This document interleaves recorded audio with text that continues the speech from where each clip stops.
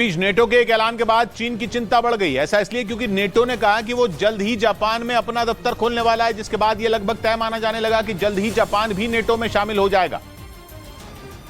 और अगर ऐसा हुआ तो यह चीन के लिए बड़ा झटका होगा, क्योंकि वो हिंद प्रशांत महासागर के इलाके में आए दिन जापान से उलझता रहता है, जहां जापान की मदद के लिए अभी तक सिर्फ अमेरिका मौजूद होता था। पर अगर वहां नेटो ने एंट्री ले ली तो इस लड़ाई का दायरा इतना बढ़ जाएगा कि चीन को बचने का मौका ही नहीं मिलेगा। और पश्चिमी मीडिया का यह दावा है कि चीन की दादागिरी पर लगाम लगाने के लिए ही नेटो ने यह प्लानिंग की, ताकि हिंद प्रशांत महासागर में चीन को करारा जवाब दिया जा सके। पश्चिमी मीडिया के मुताबिक नेटो ने अभी जापान को अपने संगठन में शामिल करने का ऐलान नहीं किया है, बल्कि वो टोक्यो में अपना एक आधिकारिक दफ्तर खोलने जा रहा है, जिसके बाद यह तय माना जा रहा है कि आने वाले दिनों में जापान नेटो का सदस्य बन जाएगा। पश्चिमी मीडिया के मुताबिक नेटो के इस ऐलान के बाद शी जिनपिंग टेंशन में आ गए, क्योंकि जापान में नेटो का दफ्तर खुलने का मतलब यह है कि वहां 24 घंटे नेटो के सदस्य देशों की सेनाएं तैनात रहेंगी। और ऐसे में चीन का जापान की तरफ बढ़ना भी उसके लिए घाटे का सौदा साबित हो सकता है। पश्चिमी मीडिया से मिली जानकारी के मुताबिक नेटो जापान में अपना दफ्तर खोलकर हिंद प्रशांत महासागर के आसपास मौजूद देशों की मदद भी करेगा, जिनमें जापान के अलावा दक्षिण कोरिया, ऑस्ट्रेलिया और न्यूजीलैंड शामिल हैं। मतलब नेटो जापान और दक्षिण कोरिया के जरिए चीन को चित्त करने की तैयारी में है। बताया गया कि नेटो के इसी तरह के कई दफ्तर अमेरिका के न्यूयॉर्क समेत बाकी सदस्य देशों में हैं, और उम्मीद जताई गई कि अगले साल तक जापान के टोक्यो में भी नेटो का दफ्तर खुल जाएगा, जिससे समंदर में बढ़ती चीन की दादागिरी पर लगाम लगाने में मदद मिलेगी, क्योंकि चीन को घेरने की तैयारी जोरों पर है। यूरेशियन टाइम्स नाम की वेबसाइट ने दावा किया कि चीन के हमले की आशंका के बीच ताइवान ताकतवर मिसाइलें बनाने में जुट गया। पश्चिमी मीडिया के मुताबिक इन मिसाइलों को चीन सीमा के पास तैनात किया जाएगा, ताकि चीन के खतरे से निपटा जा सके, क्योंकि चीन ने जिस तरह ताइवान की सीमा में घुसकर अपने हथियारों का दम दिखाया, उससे आशंका जताई गई कि वो कभी भी हमला कर सकता है। इसी डर से ताइवान ने खुद भी ताकतवर हथियार बनाने शुरू कर दिए। दावा किया गया कि इस बार शी जिनपिंग के इरादे बेहद खतरनाक दिखाई दे रहे हैं, क्योंकि ताइवान को लगातार मिल रही अमेरिका की मदद से वो भड़के हुए हैं, और इसी वजह से उन्होंने अपने कई जंगी जहाजों को ताइवान के नजदीक तैनात कर रखा है। इसीलिए ताइवान अब TK-3 मिसाइल को बनाने में जुट गया। दावा तो यह भी किया गया कि यह मिसाइल पलक झपकते ही चीन के इन जंगी जहाजों को तबाह कर देगी।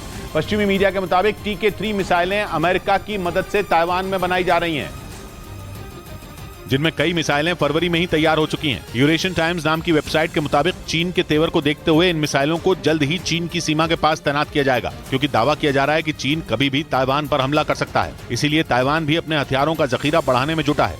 एक रिपोर्ट के मुताबिक TK-3 मिसाइल की रेंज 70 किलोमीटर है, जो पलक झपकते ही टारगेट को तबाह कर सकती है। यही नहीं, इसकी रेंज को 100 किलोमीटर तक बढ़ाया भी जा सकता है। इसे खास तौर पर कम ऊंचाई पर उड़ने वाले टारगेट पर निशाना साधने के लिए बनाया गया है। TK-3 मिसाइल का आकार तीर की तरह होता है, इसीलिए इसे स्काई बो के नाम से भी जाना जाता है। उधर पश्चिमी मीडिया के मुताबिक बहुत जल्द तुर्की नेटो की सदस्यता छोड़ देगा। तुर्की के पूर्व सैन्य अधिकारी के बयान का हवाला देते हुए पश्चिमी मीडिया ने दावा किया कि ऐसे संकेत मिल रहे हैं कि तुर्की ज्यादा दिन तक नेटो यानी नॉर्थ अटलांटिक ट्रीटी ऑर्गेनाइजेशन का सदस्य नहीं रहने वाला, क्योंकि बीते कुछ महीनों में नेटो और तुर्की के बीच तनाव बढ़ गया। पहले रूस यूक्रेन युद्ध के मसले पर दोनों के बीच टकराव की स्थिति बन गई, और उसके बाद फिनलैंड और स्वीडन को नेटो की सदस्यता दिए जाने के मुद्दे पर दोनों के बीच तनातनी बढ़ गई, जिसके बाद वहां की सेना के एक रिटायर्ड एडमिरल ने एक इंटरव्यू में दावा किया कि तुर्की और नेटो के बीच मतभेद की खाई गहरी हो चुकी है। उन्होंने यहां तक कह दिया कि तुर्की को अब नेटो के साथ रहने की जरूरत नहीं है। तुर्की ने अपनी नाराजगी का ट्रेलर फिनलैंड को नेटो की सदस्यता दिए जाने के वक्त ही दिखा दिया था, और उसने फिनलैंड पर आतंकवादियों का समर्थन करने का आरोप लगाते हुए उसे नेटो की सदस्यता दिए जाने पर असहमति जता दी थी। तुर्की के अड़ंगा डालने की वजह से ही फिनलैंड को नेटो में शामिल करने में देर हो गई, क्योंकि तुर्की का आरोप था कि स्वीडन और फिनलैंड दोनों मिलकर तुर्की के विरोधी आतंकवादियों को खुला समर्थन देते रहे हैं। उसका इशारा कुर्दिस्तान वर्कर्स पार्टी की ओर था, जो तुर्की से अलग देश की मांग करती है। कुर्द लड़ाके ज्यादातर दक्षिण पूर्वी तुर्की, उत्तर पूर्वी सीरिया, उत्तरी इराक, उत्तर पश्चिमी ईरान और दक्षिण पश्चिमी आर्मेनिया के पहाड़ी क्षेत्रों में रहते हैं, और तुर्की के शहरों में आए दिन आतंकवादी घटनाओं को अंजाम देकर छिप जाते हैं। लेकिन मांग के बावजूद नेटो देशों ने इन कुर्द लड़ाकों पर कभी भी कोई गंभीरता नहीं दिखाई।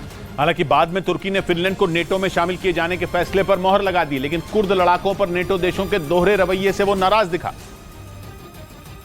और इसी नाराजगी को उसके नेटो से अलग होने का बड़ा कारण माना जा रहा है। तुर्की 1952 से ही नेटो का सदस्य है। अमेरिका और पश्चिमी देशों को तुर्की की तब दरकार थी जब वो शीत युद्ध में फंसे थे।